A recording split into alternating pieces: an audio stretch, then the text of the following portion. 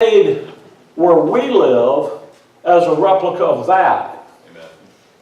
Amen. So when you get there, there's going to be familiar. You're going to be. I love that song that Marvin sings. He says, "Some people call it heaven. I call it home." Yeah. Amen. And it's going to be familiar because what's there. He uses the terms here to describe what's here. He says, "You see this? That's like it." You know why? Because that's the real, and this is the pattern. So it isn't going to be some weird kind of thing. But there's a bunch of stuff in the Scripture about how this works. Psalm 82. God standeth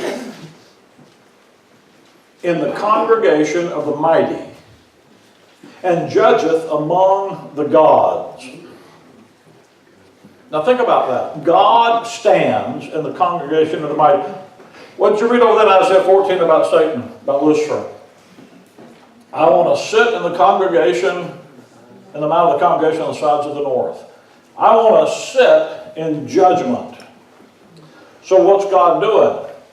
He's standing to judge in the congregation of the mighty. Who are they? He judgeth among the gods. These gods who are in charge of these positions out here come and stand before God in judgment, give account of their activity. I'll give you an illustration. Come with me to Job chapter 1.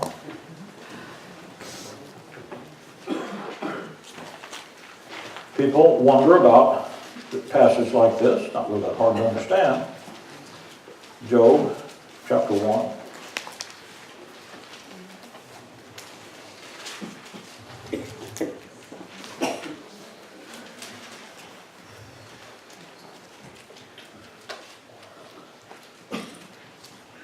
Verse number 6. Now there was a day when the sons of God, notice again, who's coming? The sons. It's not the every name that's named down here, it's the sons. It's the people who have understanding of the Father's will and are out there responsible to take care of seeing that it's done. Now there was a day when the sons of God came to present themselves before the Lord. Now they're not in the third heaven. Amen. That's right. How do you know? And Satan came also among them. That dude doesn't get into the third heaven. But he does have access to that mount of the congregation. Yes. That mount, that place where the gods, the angels congregate, the sons of God congregate to give account of their activity. And the Lord said unto Satan, "Whence comest thou?" Then Satan answered the Lord and said, "From going to and fro in the earth, from walking up and down in it. It belongs to me. I'm down there looking around, what my stuff, what's going on with my stuff?" And the Lord said to Satan, "Hast thou considered my servant Job?" And they get into a conversation about that. Chapter number 2. And by the way, God gives Satan the opportunity to afflict Job. He says, "You got a hedge around him, I can't get to him." Job, in a lot of part of the book of Genesis, he's an Israelite. God put a hedge around Israel, separated them out. And God says, "Oh, I'll let you," because Job is a picture. Book of James, chapter 5, said, "You've heard of the patience of Job." Yes. They're in the tribulation. They're going to be reading the book of Job, teaching the book of Job to demonstrate the patience that little flock's going to need to get through. Amen. Yes, sir. That day of suffering and trial. Job is a picture of the tribulation believer who's afflicted and who, by the way, there are 42 chapters, just like there's 42 months in the Great Tribulation. Job means persecuted one. When Job is restored at the end of the book of Job, he's given a new name. Did you know that? I have a series up here called Job's Last Name. Job's last name turns into something very fascinating. because God changes his name from the persecuted one to the restored one. I just gave away the Bible. You don't need to have the series. That's all. Everything up here, by the way, on the table is on the internet for free. You know, we just, if you want CDs and DVDs, you have to buy them because we have to buy them. But Job is a perfect picture of that tribulation saint. Israel's had that book since the very beginning.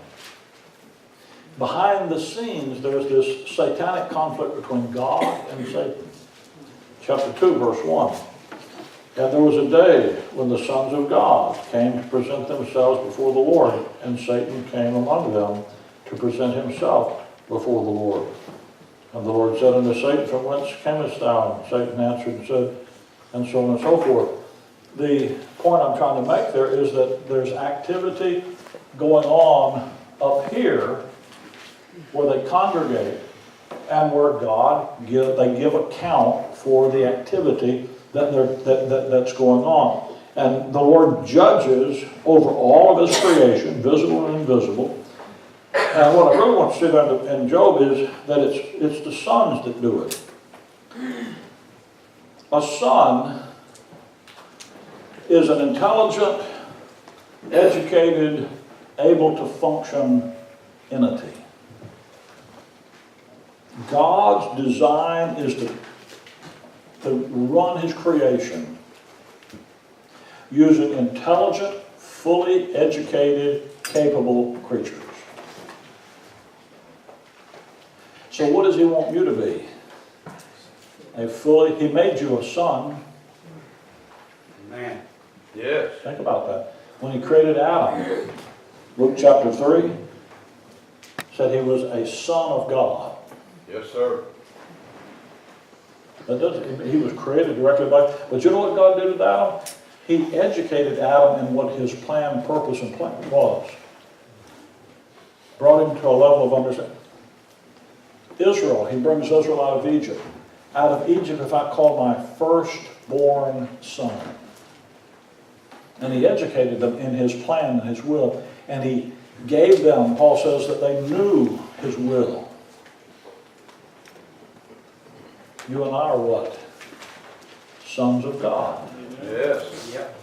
You see, he is completely and fully educated, and he desires us to function in that. What you're doing now is you're getting the education, the maturing, the learning that's going to give you the capacity to function in this stuff out here in the ages to come. You're in the training session to get you ready for your job. You're sort of like if you go down and get a job and they put you through a 90-day training session. That's where you are right now. Yes. And this will be the real stuff. When we come back, I want to talk to you about that functioning out there on the basis of understanding. Because you see, it's not like God just says something. It's you are given the capacity. Israel is given the capacity to function in a way where you have a complete understanding of God's thinking and are able then to go apply it. So rather than being children who have to call home to daddy all the time, Father gives you the information, puts it in you. You get it, you get the equipping. At the judgment seat of Christ, he tells you, you know what you're equipped to do? Wherever you plug in there. Okay?